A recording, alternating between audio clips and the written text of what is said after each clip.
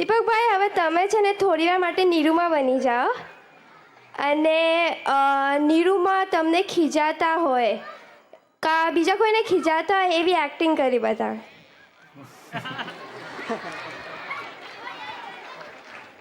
Acting સૌથી ડિફિકલ્ટમાં difficult કામ હોય તો ખીજાવાની એક્ટિંગ.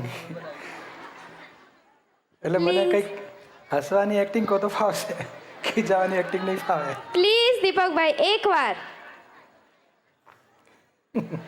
પ્લીઝ.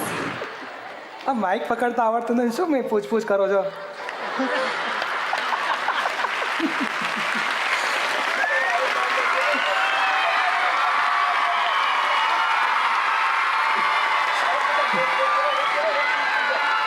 જેને ફાવતું એને માઇક આપી દો એટલે સારા પ્રશ્નો પૂછી શકે. શું માઇક આવડતું હોય તો પૂછપૂછ ના કરું, બેસી જા.